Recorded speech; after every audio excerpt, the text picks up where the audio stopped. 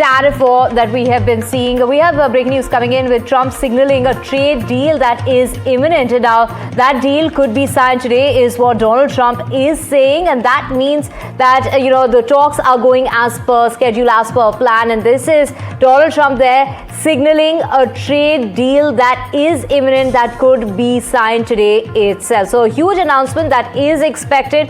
Could that trade deal be signed? Of course, Priyanka joining us, and Priyanka, break it down for us, because this past few months that we have seen Donald Trump take up those tariffs almost to 100%, and that is something, basically when we talk about commodities in the United States, how much is the United States dependent on goods coming out of China? And that really is the big question. Well, Donald Trump is now signaling that a trade deal with China is imminent, and it's a strong indication that today's meeting is moving very well beyond symbolic diplomacy here. Trump has repeatedly emphasized his personal chemistry with Xi Jinping, calling him a tough negotiator, but stressing that the two leaders know each other well and have reached an agreement on key elements. And this also suggests meaningful progress behind closed doors, not just at today's meeting. So if that agreement is formalized today, it will mark a significant momentum in U.S.-China relations, and it also signals a thaw in economic tensions and potentially easing pressure on global trade flows, technology supply chains, and markets. But, in terms of U.S. dependence, in 2024, U.S. goods import from China were about $438 billion, and U.S. total trade, which is goods and services with China, was about $658 billion. So Chinese goods make up a significant portion of the U.S. total goods imports, about 13.5 or 14%. The U.S. share of imports from China has been falling, though, with that being said, from a peak of about 22% in 2017 to 13.9% in 2023. And it's in critical sectors like communications and IT. Dependence remains higher. U.S. imports of communication-related goods from China were around 44% in 2023. There's also hidden dependence here. U.S. imports from other countries that still use Chinese inputs or components. So it's not directly what the U.S. takes from China. It's also what China supplies and imports to other countries that the U.S. needs. So the U.S. cannot simply assume that it's fully self-sufficient or that replacing China overnight is feasible here. The decoupling process is ongoing and partial. Because China retains significant upstream control, especially in electronics, rare earth processing, intermediate goods, the U.S. remains vulnerable to disruptions, even if the import share drops. This explains why trade and tech talks with China are so intense and important today. The U.S. wants to reduce both the volume and the strategic risk of dependence. And for allied countries like India, this dynamic presents an opportunity. If U.S. firms diversify away from China, India could position itself as a trusted alternative. But it also means that India must ensure its own dependencies are managed, or it could become a new risk node for India as well. So bottom line, the U.S. remains significantly dependent on China in many goods and supply chain areas, but the dependency is moderating. The key question now is not just how much trade the U.S. does with China, but how much strategic leverage and control China retains in the value chain and critical inputs domains. Well, let's get in Daniel here. Daniel, of course, we do know trade tariffs, trafficking of fentanyl, a drug responsible for tens of thousands of deaths in the United States each year. We also have, when we talk about the soybean export, we also talk about, Priyanka mentioned semiconductors, of course, all of that. Technology is playing a big part of this meeting as well. But who, in your opinion, would you say has the upper hand here? I think neither country has the upper hand. And I know that may be a little bit of a cop-out, but I really think it's true. Both of these states have points of leverage that are really valuable and powerful. As you just noted, on the China side, there's the processing and production of rare earth minerals. There's also the exporting of fentanyl precursors. These are large concerns and problems for the United States in their own ways.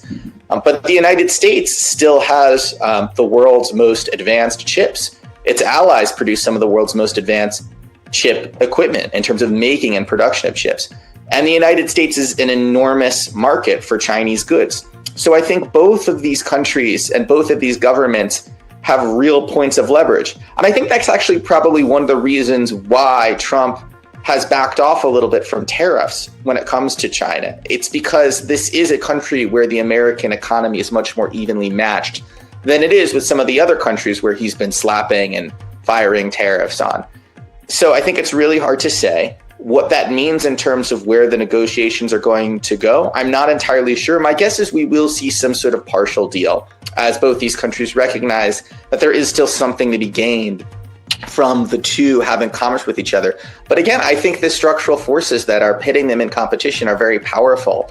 And so I'm skeptical of kind of a major breakthrough in the long term.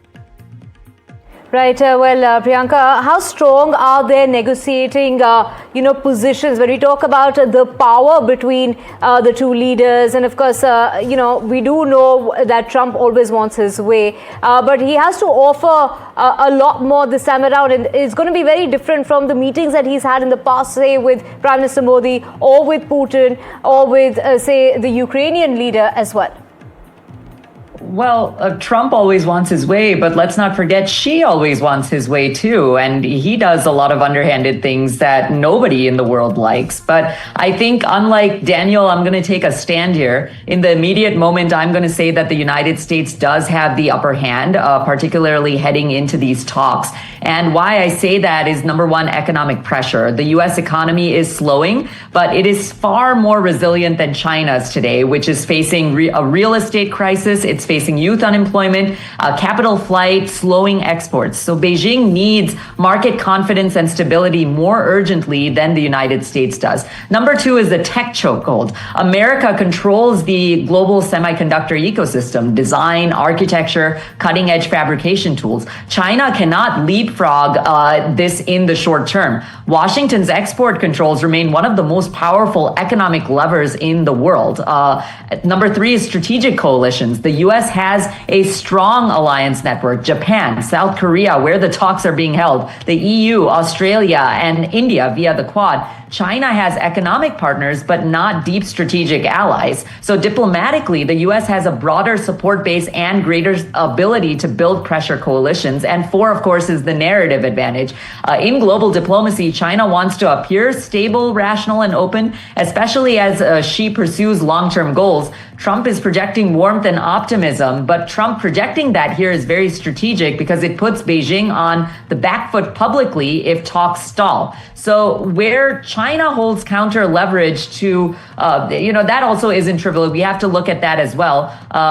China, where they take favor is China controls key inputs like rare earths, huge manufacturing base, can't forget about that. It can move quickly without political friction. It has military momentum in its region, long-term strategic patience as well. Xi's ambitions are very clear and timeline driven. That informs China's negotiating posture. But for today, I would say that China still needs more stability at way more than the U.S. does. So in this moment, the strategic and economic leverage, I would say, leans towards Washington.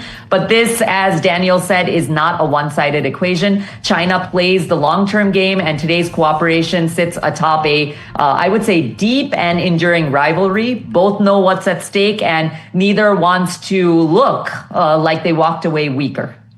Right, and of course, referring to him as a great leader of a great country, while Trump was, praising Xi Jinping, Daniel, but he's also, when we talk about Xi Jinping, has also gone on to say that they don't see eye to eye on many things, and that's been in the past. However, moving forward, they really need to be friends and partners. That is something that he stressed upon. That is the place that Xi Jinping is coming from, and that, he's gone on to stress that history has taught us that what reality really demands. Do you feel in these times technology could be a unifying factor here? Well, first, I want to say I think that's totally fair by Priyanka. And I would agree that when we measure the relative power of the two states, the United States does have the upper hand. The reason I think it's a little bit less lopsided in this particular negotiation is simply because I think Trump is so concerned with commerce itself and less with the broader strategic implications. Now, when it comes to whether or not technology can be a unifying force here, I think that's what you said, technology. Please correct me if I'm wrong. I'm a little bit skeptical simply because I think that this is one of the fundamental issues, that the United States' power advantage comes from the fact that it has access to technologies that China does not. Now, it's possible that Xi will be able to play into Trump's desire to have some sort of splashy trade agreement to lessen the trade deficit in order to get some of the chips that he wants in order to reduce export controls, and that in that sense it can serve as a kind of unifying factor. But again, I really do think that the United States' strategic community beyond Trump, if you go to the Secretary of State, Marco Rubio, who's also the National Security Advisor, they really want the United States to maintain its technological edge. And I think that's going to be a really hard line for China to ultimately cross, no matter what kind of good noises we see come out of, the subsequent days. Right. Priyanka, when we talk about, this very crucial meeting that's taking place in South Korea right now, how concerned should India be? And, given the fact that Prime Minister Modi has always spoken about his relationship with Donald Trump, but here we have Donald Trump talking about another good friend of his, somebody that he hasn't met in 6 years. This is the first time he's meeting ever since he returned to office, and the first since 2019.